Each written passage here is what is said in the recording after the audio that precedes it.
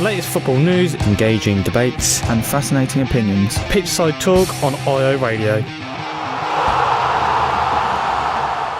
Hello and welcome back to Pitchside Talk from home, not on IO Radio for the time being. I'm George. I'm joined this week by Dan and Piers. How are you guys doing? I'm doing good. Another boring week as usual. Not another boring week. It's a good week. We had a week of football. Midweek football's back, isn't it? Yeah, but not Ipswich. So that's what makes it exciting. Totally. Not Ipswich at all. How are you getting on, Piers? Yeah, doing all right. You know me. Been watching a bit of the Bundesliga. It's not the Prem, or not even at least the Serie A. But it will do for now. It will do for now. Well, guys, did you know on this day 1 year ago, Aston Villa were promoted to the Premier League after beating Derby County in the playoff final? Yeah, I didn't know that was today. I did not know as well. And also, this week is Champions League final week. It is. Makes me sad every time when I think of it. We've had some. I'm trying to think what we've had. We had the 15th anniversary of Liverpool winning against AC Milan, and also we've had Manchester United's famous victory over Bayern Munich being celebrated this week. So yeah, on today's show, we'll be talking about the Premier League. We had the Klassiker, as it's called in Germany, or the Classic, being played yesterday between Dortmund and Bayern Munich. And also we'll be talking about the Premier League, and we'll be having the 4th edition of the Pitchside Talk quiz, where Dan is now leading 2-1 after back-to-back victories. Yes. Piers, I expect you'll be doing your research. Something like that, yeah. all this spying talk he's being given. Got to show it now. So yesterday we saw the 126th version of the Klassiker. Dortmund and Bayern Munich going head-to-head, both entering on winning form. Both sides were winning their last 2 games. But Borussia Dortmund were no match for Bayern Munich, as Bayern Munich now have a 7-point lead over their rivals, and looking like the title is in their hands. It's in their grasp. It's like Liverpool. It's in their hands. Just they can't lift it yet. It's not quite like Liverpool, I don't think. But Not quite, but Bayern Munich have won the last 7 in a row. Yeah. Okay. Fair enough. But Borussia Dortmund, it was their opportunity. It was their huge opportunity to really make sort of their title challenge look like it was going to be real this time. They had it last season where they just missed out by a few points. But was it a huge opportunity missed by Dortmund yesterday? Yeah. Yeah, definitely. Yeah. Oh, sorry. Go on. Go on. Here we go. Yeah, it's definitely a missed opportunity from Dortmund yesterday. Obviously, you don't have the home advantage anymore because there's no fans, and it was against Bayern Munich, so it's going to be a very difficult game. As you said, Bayern Munich now 7 points in the lead of the Bundesliga, but this was their chance to try and catch Bayern Munich up, and as you said, it's going to be hard for them to catch them up now. Are Borussia Dortmund second? I'm not quite sure. Dortmund are second. They are 7 points behind. They could have closed into 1 point yesterday. Yeah. So yeah, that's really disappointing for them. And some decisions went against them, which I'm sure we'll be talking about in a bit. Will be. But Piers, did sort of the effect of not having the home crowd there sort of affect them, and also not having the big stars playing? Sancho was on the bench. Chan and Witsel were coming back from injury, but surely when you have big players on the bench like that, they should be starting, really. Yeah, I think they really should have, because I thought the start of the game, straight up the gate, Dortmund looked really, really dangerous. They looked like they were pressing by.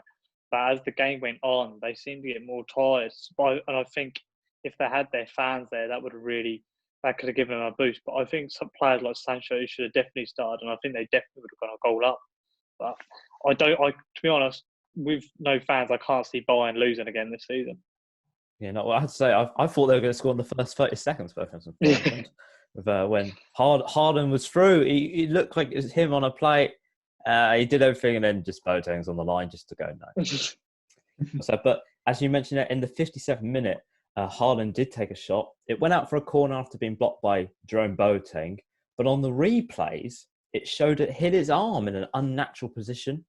Didn't go to VAR, which is a bit weird. Nobody appealed against it. I don't think anyone saw it. But why did it not go to VAR? Why did they not look at it? Is there a reason why? I have no. Yeah, I don't know. I have no idea why that wasn't. I guess because maybe there wasn't any players calling for it. I don't know. I don't know how that would affect it. But for me, it was an absolute stonewall penalty. I don't know how it wasn't given, or at least seen by VAR.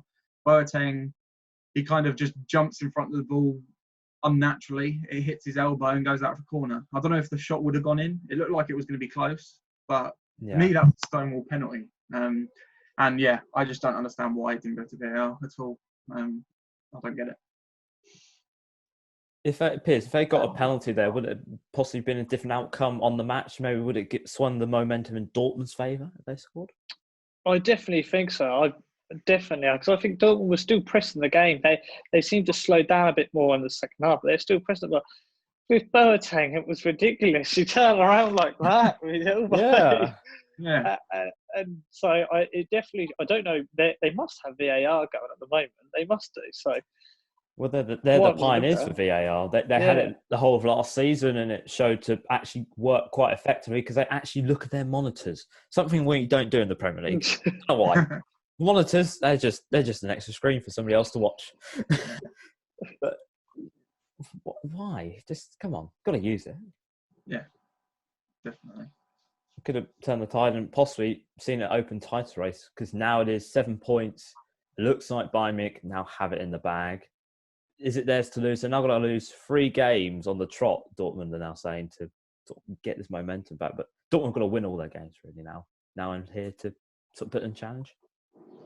Well, yeah, maybe. But I think it's definitely going to be difficult now. I'm not sure the fixtures for Bayern Munich or Borussia Dortmund because I don't really follow the Bundesliga that much. But yeah, I don't know if anyone's got any tough games coming up that could go in their favour.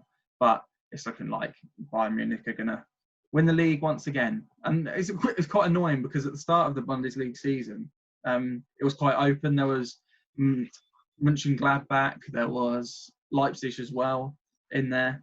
So, yeah, for Bayern to just go and win the league again, pretty disappointing for me. What do you think, Piers? Is it theirs in their hands now? Is it over? Is it all over now? Yeah, to be honest, because there's no fans and Bayern are such a class team, I had them as favourites to win the Champions League as well. But I just don't think they'll lose again this season. I think it's going to be too easy for them and they're going to walk with it. So it was just a shame with Dortmund because they've played so well this season. They've got such a good team. That's a real shame. It is a real shame. I have to say, we have to give a special mention out to Alphonso Davies. Meep, as Thomas Miller called him in the interview. He looks a cards player. He could be possibly one of the best fullbacks in the world in a few seasons. Yeah, and I signed him on my FIFA career mode, so I know he's good. Well done. See, Dan knows. Yeah, I know. I've got the knowledge. He's so fast. It's ridiculous. Yes. And the talent he has as well. He'll definitely end up with Barca or Real. Or possibly in the Premier League. We do not know. Possibly. Could see him one day. Well, just going to quickly go through the other results that happened yesterday and flick through some of the fixtures that happened tonight.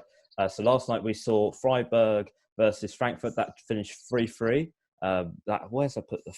Frankfurt got their first points back after the break. Also, putting them up to 14th, taking them 6 points clear of the relegation zone.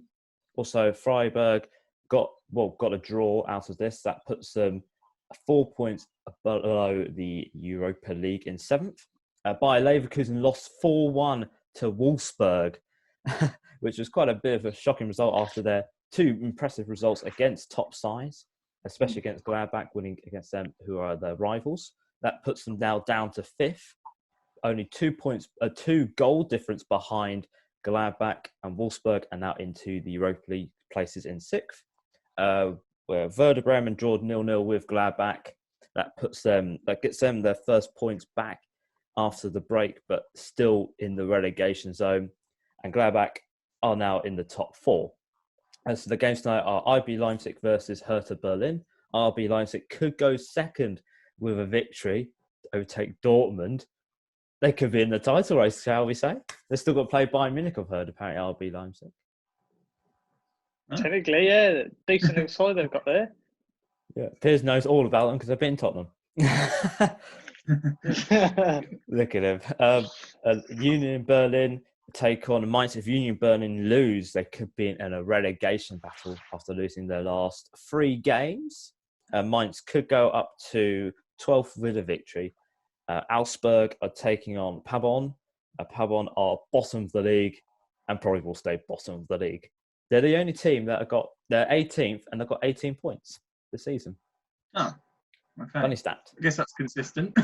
Yeah, that's a consistent stat to have. Nobody else has that in the league. And Augsburg could go up to 12th with a victory. Dusseldorf are taking on Schalke. Dusseldorf are in relatively decent form. 2 draws, bottled it against Cologne, their main rivals, on Sunday. Dan knows all about them because he's been following them because he's an extra town man. Yeah. He's been part of one of them. Schalke have lost their last 2 games, but if they win, they will put themselves back into contention for Europa League football this season. Dusseldorf could go up to 15th with a victory. And the last game is Hoffenheim are taking on Cologne. Hoffenheim could put themselves actually back into the chance of getting a Europa League spot as well, if with a victory. And Cologne could go up to 8th with a victory. So that's your Bundesliga little roundup for tonight's games. Some good games on. We always like to see some good games. And now heading back over to the Premier League.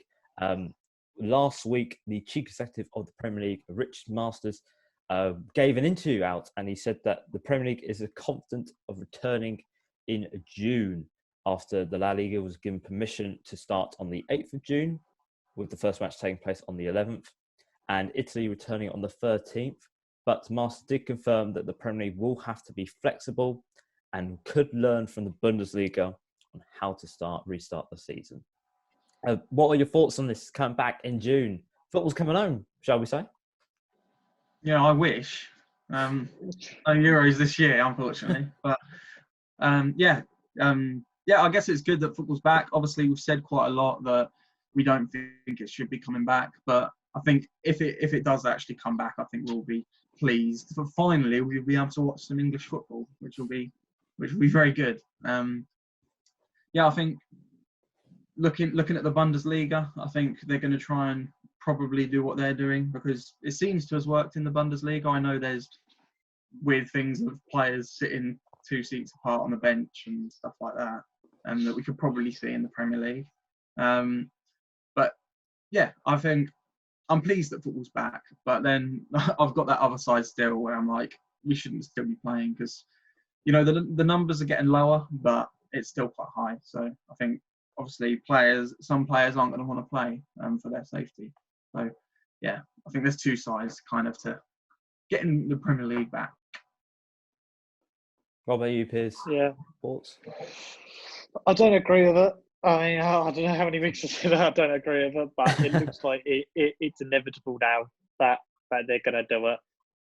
So if they're going to do it, then hopefully they'll take all the precautions that they've taken. Hopefully they've listened to the Bundesliga. I mean, some of the players who have come back to training seem happy. So as long as the players are okay with it, that's the most important thing, really. Yeah, she said that some of the players have come back and said they're happy. John Henson gave an interview recently saying that the Liverpool players feel quite comfortable and safe back at training. But we have seen some players being given permission not to train with the players and also train at home. N'Golo Kante can miss the rest of the season if he wants to. Troy Deeney hasn't returned.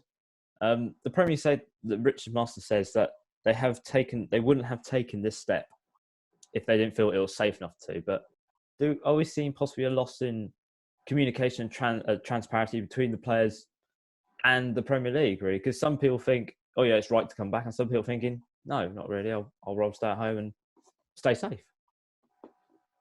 Yeah, I think so. I think maybe the Premier League should have taken into consideration more about, what players actually think.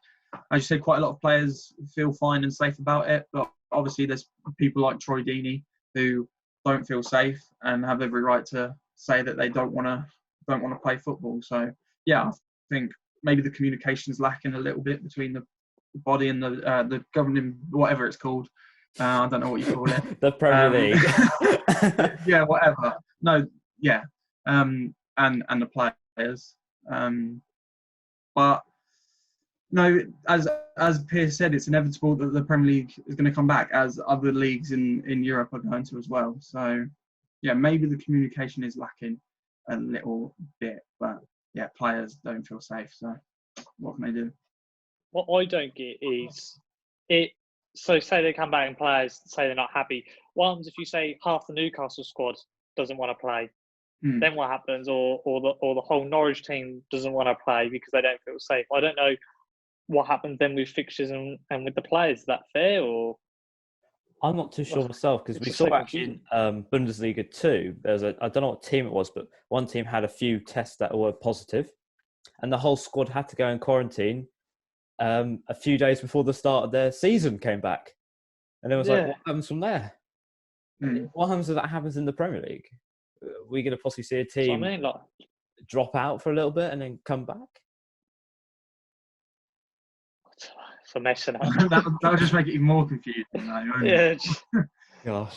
8 games in hand. Maybe they should just complete the season on FIFA. There you go.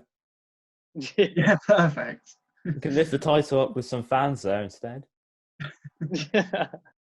But before we move on to the quiz, I just want to quickly move you on to something because I've just seen this. But there's a research been done by the University of Reading, and they predicted the end of the League One table, what it would have looked like if we had no break. I just want to quickly mention this because they've done the top 10. They've done the top 10. They've done it on a predicted basis, so it's on a percentage of who's likely to go up and who's going to finish in the top 10. I don't know below that because nobody cares about mid-table, apparently. But in first, it would have been Coventry City. In second, Rotherham. Third, Portsmouth. Fourth is Oxford. Fifth is Peterborough. Sixth is Fleetwood. Seventh would have been Sunderland. Sunderland miss out. Wow. Sunderland miss out. I can't wait for season 4 of Sunderland Till I Die. Eighth is Wickham. They miss out as well. Doncaster finished 9th. And 10th is Gillingham. No, it's Town. Yeah, there we go. No. Relegation. But on average points, Ipswich Town would have finished 10th on average points. Okay. And Wickham would have gone up as well. They would have gone into third. Thought I'd just quickly mention that, something I noticed earlier. So yeah, Ipswich Town, not looking good for you. Don't know why you want to continue the season on. I don't get it either. Nobody gets it. Right then, guys. Are you down for a quiz? Another quiz? Yes. Piers is eager because, look at him. I'm eager to lose again. He wants to get his I'm worried I'm going to get like 2 again, but we'll go for it. Well, we will see what happens. So let me just get up a clear page in my book. Here we go. See, I should have prepared this beforehand, but because I've been having internet troubles, guys, I haven't prepared anything. I have got the questions. There is, how many? We've got 11 questions, a 10, and then we've got 1 for a tie break if we need it. Unlike last week. Have you got last week's tiebreaker? Yes, we have. That's actually the first question, that is. Yeah. Oh. The first question, that is. Right then. So we have 15 seconds on the clock. Is that enough time? Yep. Sounds good. Right then. Question 1. The 13-14 season, Luis Suarez won the Golden Boot with Liverpool. But how many goals did he score that season? 30, 31, or 32? The time starts now. This is quite interesting because Luis Suarez was on fire that season. Absolutely mad. Nobody could stop him. Do they know? I don't know. Let's find out. Right then. Heading over to you first, Dan. Who have you gone for? I've gone for 32, but complete guess. Complete guess. Or what about you, Piers? Yeah, I thought it was 35, so I've just gone to the closest one to it. So 32. 32. Well, I can confirm you're both wrong. It's 31. He only scored 5. Funny enough, he scored 5 goals against Norwich and also a goal every 96 minutes. I remember all the screamers he scored against Norwich. They're in my mind. I remember he dived against Norwich as well. in that City dived against him, didn't he? And then when Liverpool went on the attack, he got back up. Yeah. Yes, that's such an iconic moment. And then from there, I don't know what happened to him next. He went to this little club called Barcelona, found somebody called His Chiellini. career ended then, did it? Oh, something called Chiellini. Don't know who he is. Not what he's famous for. Question 2. Which Australian outfield player has made the most Premier League appearances? Is it A, Tim Cahill, B, Harry Kewell, or C, Lucas Neal? The time starts now. It's quite interesting, this is. Who's made the most? I can confirm Mark Schwarzer has made the most appearances for an Australian player, but he's not outfield. So we will see. And your time is up. Heading over to you first, Piers. Who have you gone for? I've gone with A. You've gone for A.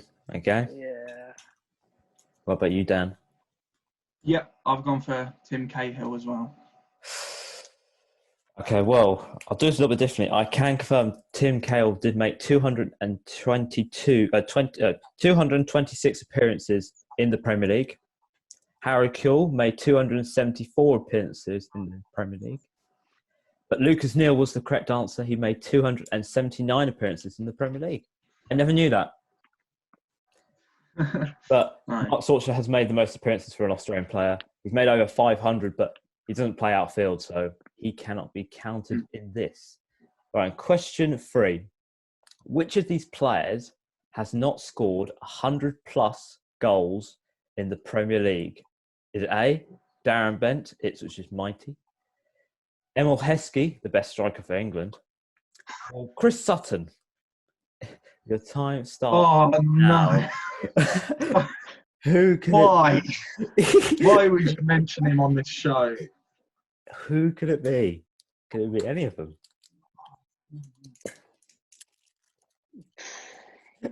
Your time is up. Who have you gone for, Dan? I've gone for B. I'm not Emil quite Heskey. sure though. Okay. Yeah. What about you, Piers? I've also gone for B. Heskey, but I know he had a good start, didn't he? Good start, bad end. Well, I can confirm that the correct answer is Chris Sutton. Chris Sutton only scored 83 goals. Darren Bent only got 106, and Emil Heskey got 110. But funny enough, Wow. Chris Sutton has won the Golden Boot in the Premier League. Crazy stats. Right, and question 4. This is for the first point of the whole quiz. It's not going well so far. Right, which goalkeeper has saved the most penalties in the Premier League? Is it A, David De Gea, B, David James, or C, David Seaman? Your time starts now. Come on. One of you's going to get this. Come on. We're going to get there eventually. There's going to be a correct answer soon. Just a guess again. When there's a correct answer, we'll have some party poppers go off and some champagne. All right, your time is up. Heading over to you first, Piers. Who have you gone for? I've gone with A. I've gone with De Gea. Okay, De Gea. Dan. I've also gone for De Gea. Oh, dear. I can confirm that nobody's still got the point. It's David James. Hey. David Oh. James has saved 6 penalties. De Gea has saved 2, and David Seaman has saved 0. Oh, God. Right. Okay. Question 5. This should be a point for one of you. Hopefully. Touch wood, touch anything. Hand on heart. Right, okay. Who has scored the most goals in the World Cup history? Is it A, Miroslav Klose, B, Pele, or C, Ronaldo from Brazil, the original Ronaldo, the fat one, okay? The time starts now. Who has scored the most goals in World Cup history altogether? Come on. Think. Something. Dan's looking at me blank. Someone. Anyone. Get the correct answer, please. The time is up. All right, heading over to you first, Dan. Please. I'm pretty sure it's Miroslav Klose. Okay. I'm Miroslav. pretty sure. Okay. Yeah. Piers. Yeah, I've actually gone for the same. I wanted to say Pele, but I'm pretty sure it is closer. Mhm. I can confirm that you're both correct. Thank God. Yay! Come on. You're correct, yes. Miroslav Klose scores 16 goals. Pele's only got 12, and the original Ronaldo's got 15. Right. Another World Cup question. Which South American country has won the first ever edition of the FIFA's Men World Cup? Is it A, Argentina, B, Brazil, or C, Uruguay? Your time starts now. Dan knows. He's already written it down. Look at him. He already knows. So yeah, is it A, Argentina, B, Brazil, or C, Uruguay? Piers is confident. He's slammed the pen down. We'll be heading over to him first, so he should know. He slammed his pen down. Going to Piers first. Uruguay. Uruguay, okay. Dan. Yep, the answer is Uruguay in 1950. Well done, you are correct. It is Uruguay. Yes, Brazil were runners up, and Argentina didn't even qualify. They didn't even make it. They weren't even. Wow. They just went, nah, we'll pass. Right, question 7. Which team has been relegated from the Premier League 3 times in the 2000s era? Is it A, Birmingham City, B, Sunderland, or C, West Brom Albion? The time starts now. Look at this. It's an interesting question. These teams have got a yo-yo season, especially Sunderland. They're still in League One. Mad. Your time is up. Head over to you first. Dan, who have you gone for? I have gone for West Brom. Okay. Piers. I have gone for Birmingham. Birmingham. Okay. The correct answer is West Brom. West Brom have won. Have been relegated 3 times. Birmingham were relegated twice, and also Sunderland were relegated twice. Right. Question 8. How many times have Liverpool finished second in the Premier League in the 2000s era? This is a painful question to me. Is it A, 2, B, 3, or C, 4? The time starts now. So painful for me. I know these. I know these off by heart. It's horrible. Makes me cry every night. Cheers. Oh, the time is up. Heading over to you first, Piers. Who have you gone for? Is it 3? Well, I'm going to go with 3. Go for 3. Okay. What about you, Dan? I've gone for 3 as well. Well, I can tell you, you're both wrong. It's 2. Thank God, it's only 2. Oh, yeah. Yeah. So in the 2000s era, they finished second in 01-02 season, finishing behind Arsenal. And in the 08-09 season, when Rafa went about facts. Good old facts. Facts. The facts. You know about the facts? Because I don't know about the facts. Right. Question 9. Carlo Ancelotti managed 76 games with Chelsea in 2 seasons in the Premier League. But how many of those games did he win with Chelsea in the Premier League? Is it A, 46, B, 48, or C, 50? The time starts now. Yeah, so is it 46, 48, or 50? Quite interesting. And your time is up. Heading over to you first, Piers. Dan. This is a complete guess because I have no idea whatsoever, so I've gone for 50. Go for 50. Okay. Piers, you should know. You're a Chelsea fan. You should know. Well, I know he had a very, very good first season. His second season wasn't too bad, so I've gone with 50 as well. Well, we've gone 50. Yeah. Okay, well, I can confirm that it is 48. He only won 40 games for Chelsea. Funny enough, his last game was a 1-0 loss to Everton. Wonder who he manages now. Question 10. So on Monday, it was the 20-year anniversary of Ipswich Town beating Barnsley in the playoff final 4-2 to reach the Premier League. But who did Ipswich Town play first in the Premier League at home in the return to the Premier League? Is it A, Aston Villa, B, Manchester United, or C, Sunderland? Your time starts now. Yes, so I'm sure this was at home. it's at home. This is the first game at home in the season. Oh,